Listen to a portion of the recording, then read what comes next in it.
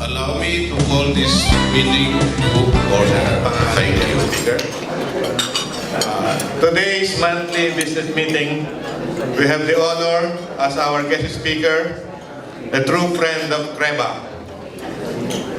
Namesake to one of the most recognizable names in Philippine politics, our guest speaker chairs the Senate Committee on Local Government and the Urban Planning and Housing and Resettlement. He also chairs the oversight committees on the Armed Organic Act, the committees on Socialized and Low-Cost Housing and Coordination Act, as well as the oversight committee on the Special Purpose Vehicle Act. As chairman of the Urban Planning and Housing and Resettlement Committee, industry practitioners like us can have no better friend in the halls of the Senate of the Philippines. Of course, before being elected as Senator of the Republic, our guest speaker serves as long-term governor and congressman of the province of Ilocos Norte. In the coming 16th Congress, this coming July, we are hoping that the good senator will still be chairing the Committee on Housing so that he will continue to support the efforts of CREBA as well as other housing agencies to put a better housing industry in our country. Most of us know that the senator is married to Attorney Louis Araneta, and they are blessed with 3 children. Ladies and gentlemen, it is with great honor to present to you our guest speaker, the Honorable Senator Ferdinand Bongbong Marcos Jr.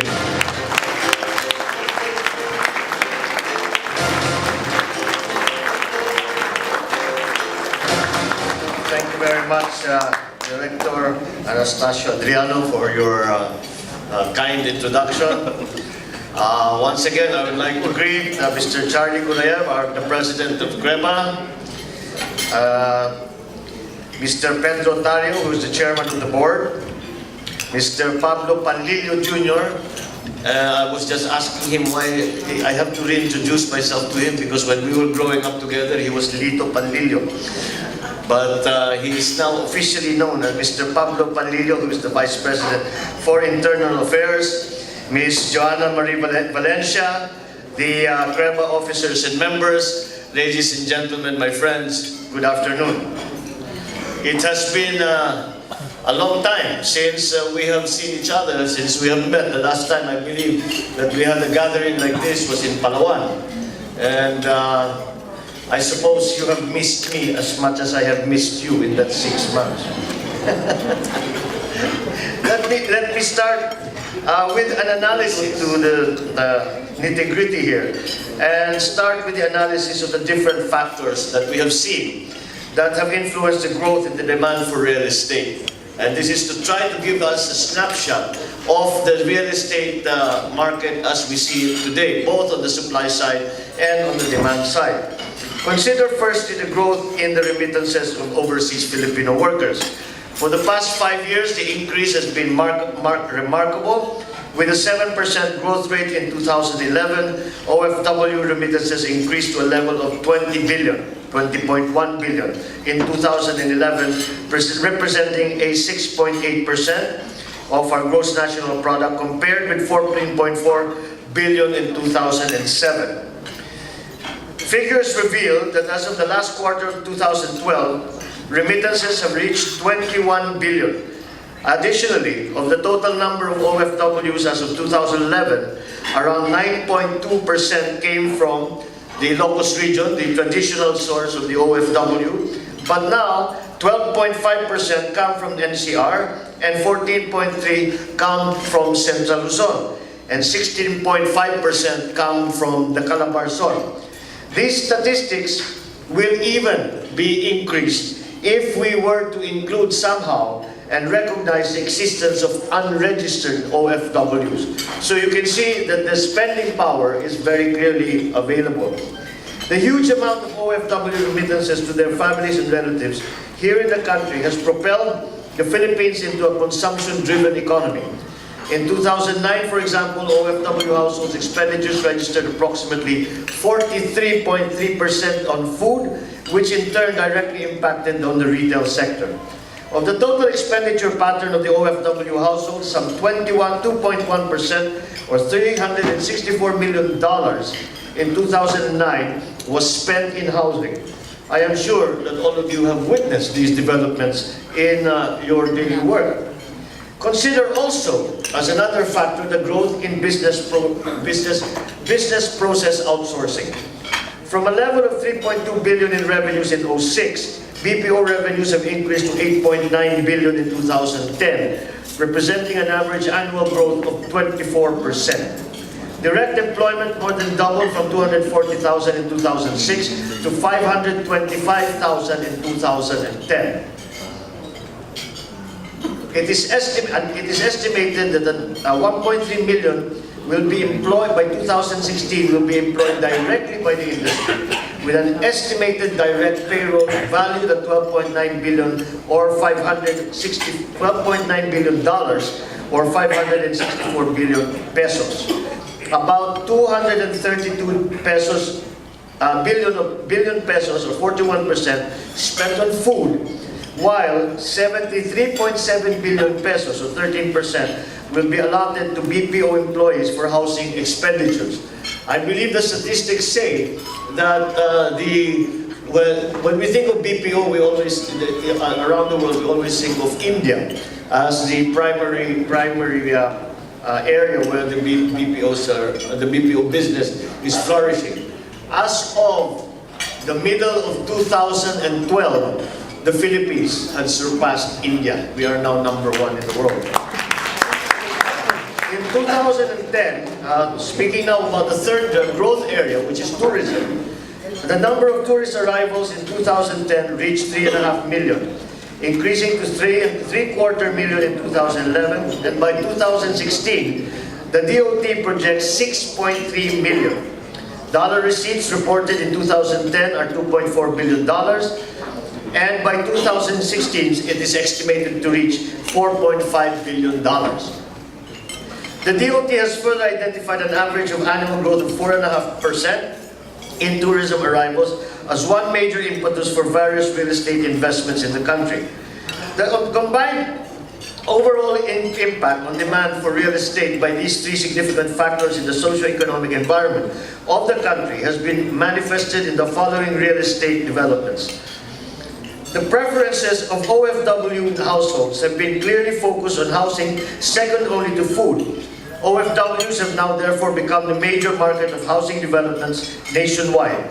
Low-cost housing, 1.25 million to 3 million pesos, and mid-end units, 3 million to 6 million, are the primary targets of OFWs. In the urban areas, the young generation OFWs with higher disposable income consumes most of the residential condominiums. There has been, although, a trend in for the OFWs to come, and this is a trend that has been noticed, I'm sure, by all the developers. Number one, what we consider to be the low-cost housing, they have moved already more from low-cost housing to medium-cost housing. They find the low-cost housing units too small, they have the money to pay for it. And that is why even in the even from the OFW markets, not so much in the BPO, but in the OFW markets, we have begun to see where the OFWs are not merely buying units for themselves, for their parents, for their family, but as investments. Meron na silang second, third units. This is the latest development in that area. As to BPOs, the continuing growth in BPO influences both the rental housing units for its young employees and the surge in office space rentals. The resultant increase in rental housing catering to BPO employees unfortunately also led to property price increase of 59.3% in 2005 to 2008, although slowing down in 2011 at 5.5%. The targeted increase of at least 10 million tourists and 35.5 domestic travelers for 2016 shall require many more hotel and resort rooms, which is expected to be insufficient. The lack of hotel and resort rooms significantly points to the directions by which public and private sectors should focus on. The current global demand for theme parks, family entertainment resorts, and MIC or MICE, meetings, incentive travels, conventions, and exhibitions, has likewise reached the Philippines. We have to admit that the country right now has limited facilities for this kind of tourist destination. However, slowly but surely, the tourist industry have felt this demand and has begun to react positively to this development. Retirement villages also, and more land areas exposing our cultural beach and wellness have likewise been identified as tourist spots and are slowly being developed for all the tourists that are coming to the country. The supply side of the development in the real estate market has shown positive responses despite financial limitations, government policy restrictions, and the availability of land. In the housing sector, initial projections indicate that around 48,000 residential units will be completed by 2012 and 2013,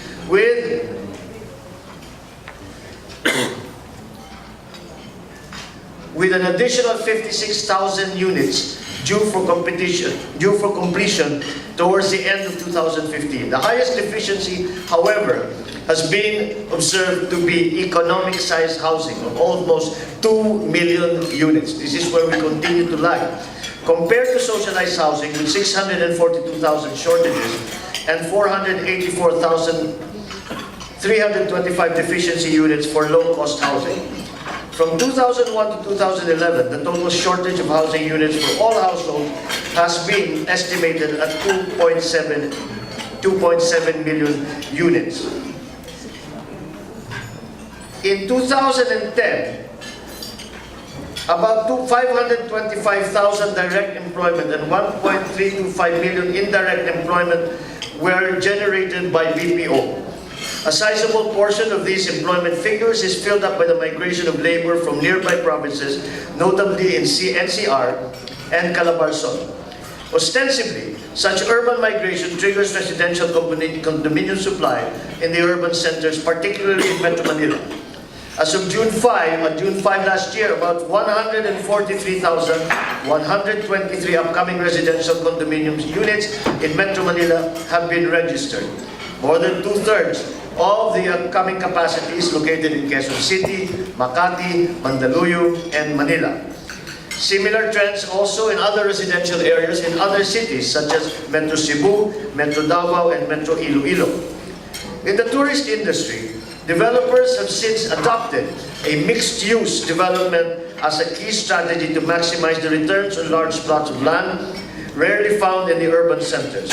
The strategy is becoming to be the standard in the hospitality and entertainment sectors, as evidenced by ongoing big projects, among others, the SM Bay City Arena, the Asiana Business Park, the Grand Hyatt Hotel at the Fort, and the Shangri-La at the Fort. Given these developments in the real estate industry as affected by three major socio-economic variables, the growth of OFW remittances, BPO, and tourism, we can safely conclude that these existing and observable growth with its constraints and incentives should now guide the developers in our country, and these can be seen in all the sectors that we have spoken about. So, that is the situation. I look forward to continuing to work with you. Let us hope that we can do what we can until for next week, and we can start again when the new Congress convenes. So with that, thank you. Thank you.